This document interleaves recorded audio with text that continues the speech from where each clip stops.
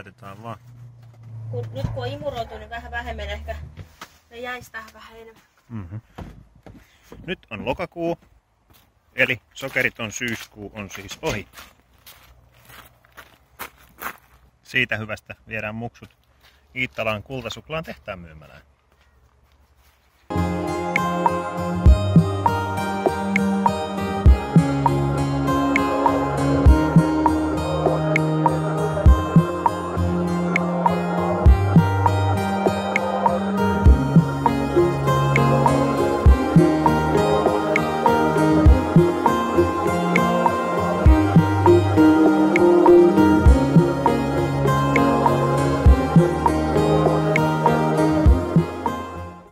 Salmiakkisuklaa parhautta.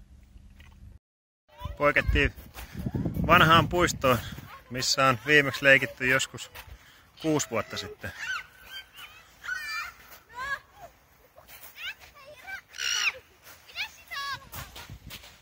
Vähän on paikat muuttunut. Se ei ole sinänsä huono asia.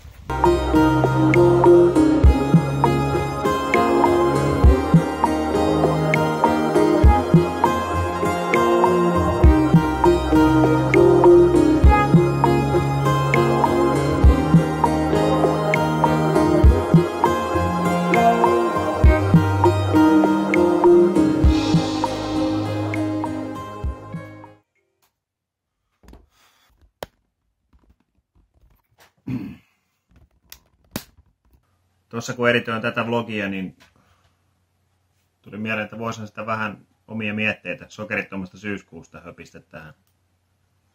Eli toisin sanoen mulla oli liian vähän videomateriaalia, niin nyt sitten täytetään tää loppu omalla höpinällä. Pistäkää sen mukaan, että miltä tää vaikuttaa.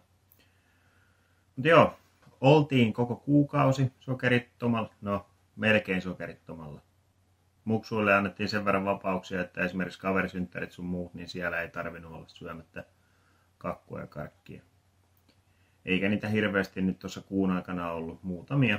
Ja niistä selvittiin ihan kunnialla, eli me jätettiin saunalimpparit pois, isi jätti saunaoluet pois, karkkipäivän karkit.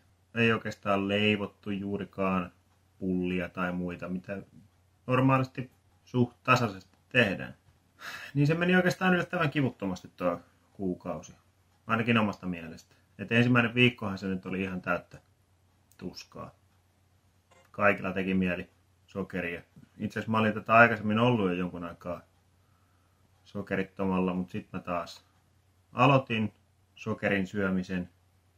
Sehän lähti ihan käsistä. Sitä tuli vedettyä niin kuin, siis pussikaupalla.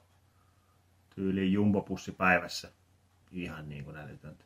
En mä tiedä, onko se sitten ihan vain psykologista vai musta ainakin tuntuu, että kun söi vähemmän sokeria, niin väsytti vähemmän. Oli vähemmän semmosia mielialanvaihteluita, mood swingeja.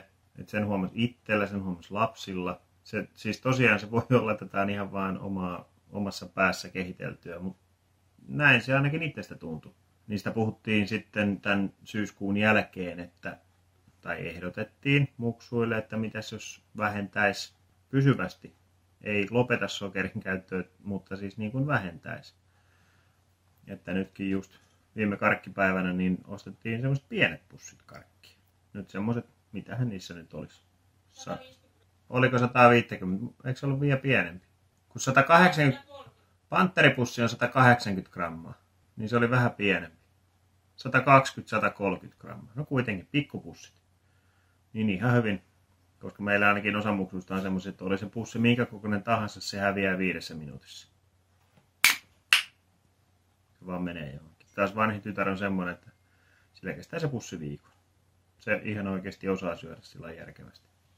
Mutta joo, tässä on oikeastaan omia ajatuksia sokerittomasta syyskuusta. Heittäkää kommentilla, jos itse olette ollut sokerittomalla, koettanut vähentää sokerin syöntiä, muuta. Onko mitään järkeä, onko ihan höpönpöppöä. Joo, olisi kiva kuulla teidänkin ajatuksia. Heittäkää muuten oikeasti kommenttia, että onko tässä meikäläisen höpöttelyssä mitään järkeä.